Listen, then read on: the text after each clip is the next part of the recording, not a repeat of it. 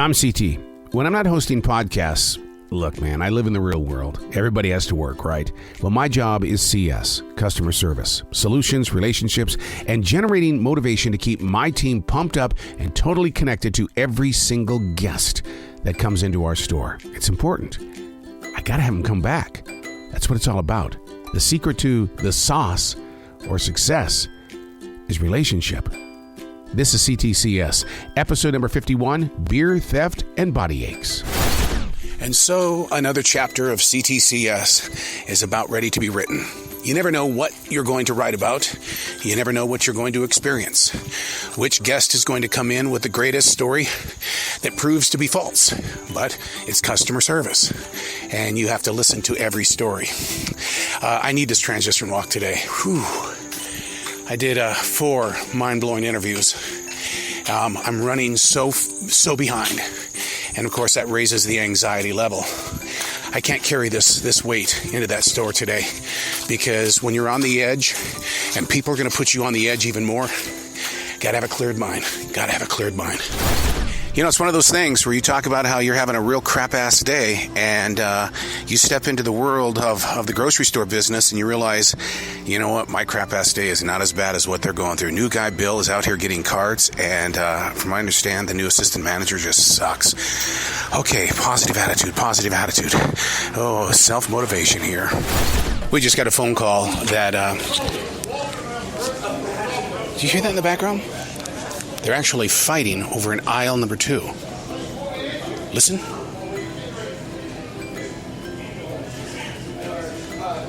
This is pretty bad. Okay, we got to get into this. This is going to get into a bad mess here. Okay, here's an update on the fight that broke out in the lane, and that is that it started over at the deli, and it was because the older gentleman was screaming at the employee that she wasn't moving fast enough and she wasn't giving him enough and stuff like that. So a guy came up and said, look, be nice to people. Just be nice to people. So then it stretched over into the actual next lane, and then finally it broke out big time in self-checkout. So that's when people had to step in, and they had to separate them both and get them out of the store and escort them both to their cars individually. We just got word that the Queen of England has passed away. Wow, that's pretty sad. It's pretty sad. This is going to be interesting. Because this means like... Charles is next. The crooked son, that's what I call him. The crooked son. He don't like Harry, because Harry want to live a normal life. Right. Wow. That's sad. Very sad day. In the radio industry, to which I came from, we didn't have name tags. I mean, we had badges that would get us into different rooms and stuff like that. But like I've always said, you know, this is my very first real job in life. It just took me 43 years to get here. So I forgot my name tag in the truck, and it's like the world has caved in, because it's like, oh my God, CT, where is your name tag? Do I need to make one up for you? And it kind of reminded me of what it was like in martial arts, is that, you know, as an instructor, when I have a student that wouldn't wear their belt, well, we brought out the pink belt, and that's what they wore in class. Whew, there is nothing worse than that moment when someone from the register, number 1, comes back from their break, and you counted their till while they were gone, and they're $33 short. And you've got to talk to them about it. And it takes a lot of confidence and courage to be able to, you know, maintain and just ask regular questions. Did you, by accident, give somebody a 20 or more? Or did anybody get any money from you? What was going on at your till? And the thing is that we will have cameras that'll go in there and look at what was going on, and we'll figure it out. But I always feel for the employee, because the employee is going, oh my God. Here's an update on the missing money from register number 1. What happened is that we went back and looked at every transition that's taken place, and she took a check for the exact amount that is missing. Here's the thing. Where's the check? So now we have to figure out, was there a physical transition of the check? Was it thrown away? We've got to go in there and try to figure out what exactly happened to the check. Here's an update on that, the missing money on register number 1. I went over and I looked for the check. We did find the check. The check was positioned in an area where I don't know how it got there. All of a sudden, mysteriously, it's there. But it's still, the thing is that it doesn't cover the missing cash. And that's the thing about it, is that it's, you know, you can give me a check all you want, 38, 81 or whatever it is. But still the register was missing a lot of money, $30+ cash, and that's what we've got to figure out. A man and his wife steps up to the register and he goes, dude, any moment now, I'm going to be a father. I'm going to be a father. And we're sitting there and we congratulate him and everything like that. He says, my number one goal right now is not to figure out what my son's name is going to be. I want to tell the world's greatest dad jokes. And we're going, okay, work it out on us. And he goes, well, yeah, I'd like to tell you an airplane joke, but I don't know how it's going to land. Pause. I would like to tell you an airplane joke, but I don't know how it's going to land. I'm sure this is going to sound conceited, headstrong, over the top. Today wasn't supposed to be what it turned out to be this morning. And, I've explained before that I host many podcasts, and I have to be in that studio by a certain hour or the podcasts don't go on. And that's a job. Yes, it's making money. And today, because I was invited to voice over 2 commercials, that was top priority. That meant that I was going to have to set aside the podcast. But man, I don't know how I did it. Maybe it's just through true focus, dedication, loyalty. Working at a grocery store for 9 hours a day. I was able to get all of the podcasting done, get the commercials produced and all that kind of stuff too. And now I'm on the transition walk. This is where I shut off all digital devices and we got to go into a place where I got to get prepared to go into CS, customer service. Because it's a Friday. It's really kind of the first week of fall. And people are in a mood. They're in a mood. And I've got to remain positive during their moments of negative. Day number 2 of a 4-day weekend pretty much starts out very busy. You've got Western Union now, and you've got RIA, and I just did my first RIA. And man, they come in with some cash. And as you have to look at every single $20 bill, $5 bill, $100 bill, check it out and make sure that it's real. Especially when they've just handed you $2,000 without even blinking an eye. But man, people are definitely in a kind of a Friday spirit, but it's not a wild Friday spirit yet. But it's coming. It always is. This is our store, and it's one of those things that collects some really weird stuff. Opening season for pro football this weekend, and one of my things about working with the guests and stuff like that is you've got to have a conversation starter, and my conversation starter is going to be the football teams that they have proudly displayed on their shirts, on their jackets, on anything that they're wearing, and that means doing some homework. That means I better know who their quarterback is, I better know who their running back is, and what the scores have been during like the preseason and stuff like that. It's show prep. It's no different than radio, man. If you're going to engage people and get people to come back because they like the way that you do things, you've got to do grocery store prep. It's going to be a very interesting night tonight. One of our managers are out, one of the big guys, and so they've got a manager on duty coming in from a completely different store, and that usually means that all the rules change at once, and you wonder, will they play our game or do we have to play their game? Will things be roughed up a little bit? Hopefully there's a lot of communication going on, but it's going to be a different playing field tonight. Back here at the Store Tavern, we have a bar inside of our grocery store, and sitting here talking to the distributor of this beer that just arrived in a keg, Atomic Pumpkin. Can you imagine Atomic Pumpkin? That in itself sells. That's marketing right there. But see, I can't taste it because I'm in CS until 10 p.m. tonight, and the bar closes at 8 o'clock. So somehow, some way, I've got to figure out what Atomic Pumpkin is. So if you've got it where you are, you got to hit me up. Send me an email, okay? arrow@gmail.com. ARROE@gmail.com. arrowc@gmail.com. I'm still amazed at how many textures of people there are in our community, in the way that, sure, we talk about those that come in and they kind of white fib it when it comes to, taking things back and stuff like that. And we run into those that steal a lot of merchandise. But this woman that came in here a few minutes ago, Barbara, was telling me that she and her husband just spent 5 years in Guatemala as volunteers to help families, to get them out of the mountains and try to get them into homes. And just to hear her story and to hear the passion that she put into that. And I said, well, what was it like to come back home? She says, I miss them. I miss those people so much. We were always helping them. Transition walk day number 3. Boy, I need this one today. Hear the crow in the background? It's been raining all morning. It's one of those early fall storms. Hey, I looked something up today that I thought was pretty interesting. Mindfulness versus moodiness, and just something to plant. Mindfulness is about being in the presence of now, like these transition walks, an intention walk, something that puts you here and no place else. Whereas moodiness is an evaluation. And so it's what you do is you evaluate everything that's been going on, and it causes that mindset. So, something to grow from, especially if you're on your way to retail today or a job that you don't like. Today is one of those days that I thought were long gone. And what I mean by that is that, CT, where are you? CT, where are you? CT, where are you? And it's like, look, if I'm in the store, that means I'm doing something. I'm helping out a guest. I'm picking things up off the floor. CT, where are you? And that's a trigger to me, man. Don't get on the microphone and do that. I'm coming. Just got word that the deli will be closing at 7 p.m. this evening. They're supposed to be open until 9.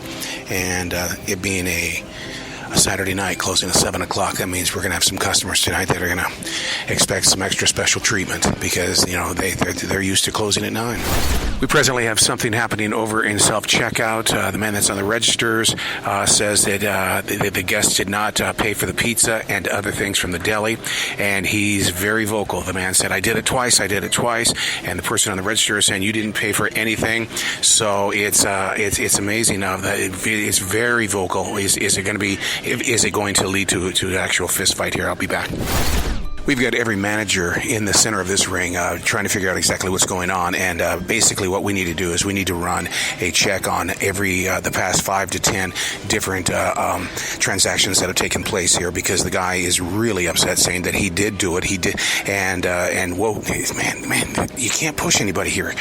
So, but that's the situation. They're going to check the transaction list and find out what's really going on here. But this guy is really upset.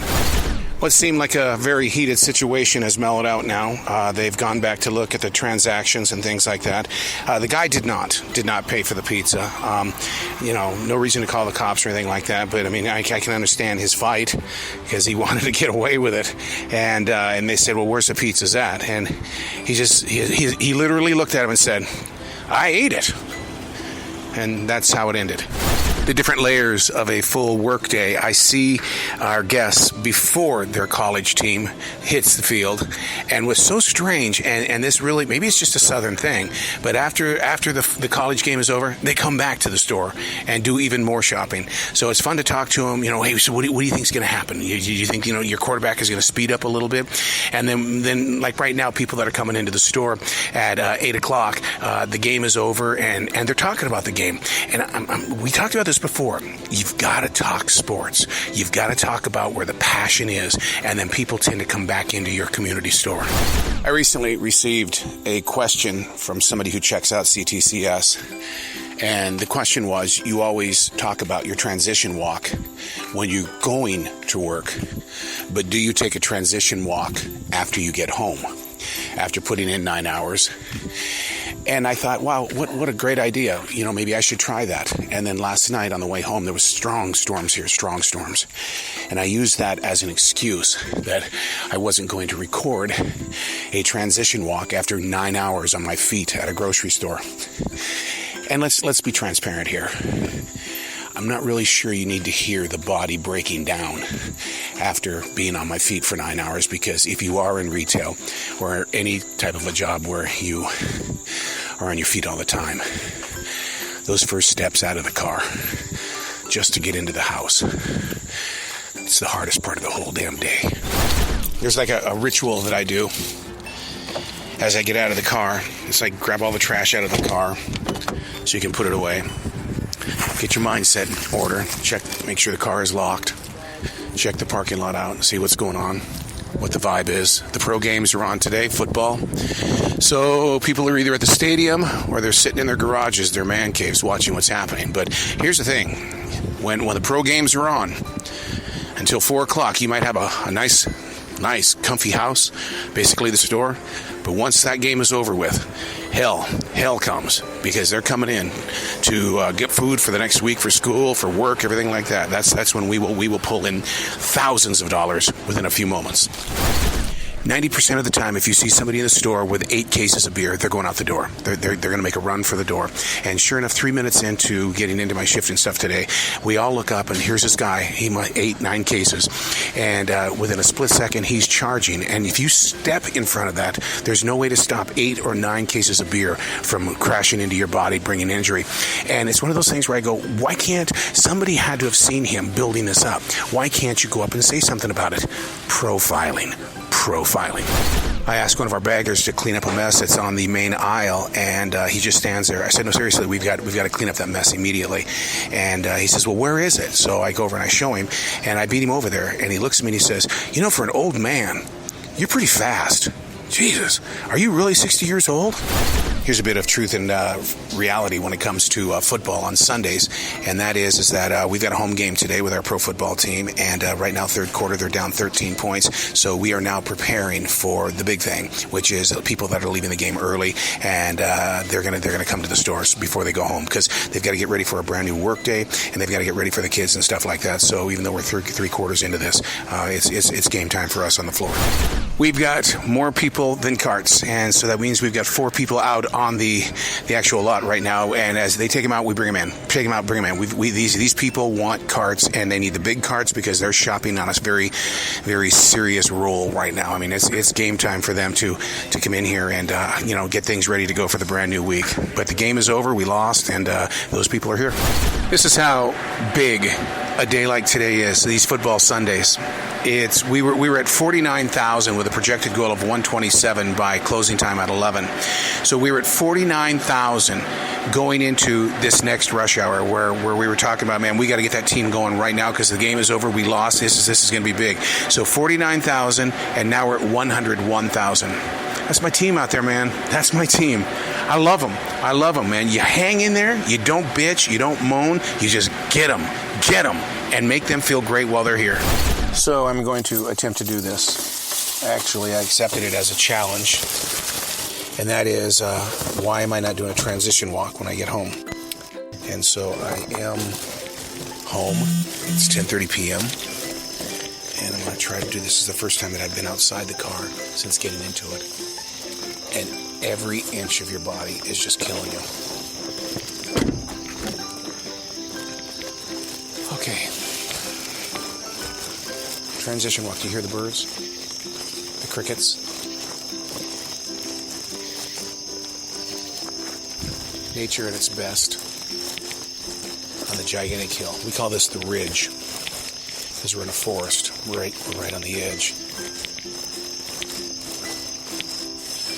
We didn't get to hit our big landmark number today. One of the managers said it's because our team lost and people just are not in the mood to buy things when your team loses. But we tried.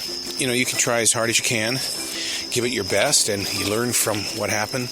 And then from that point forward, then you try to make it a better victory on the next thing. But we only missed it by like $1,500.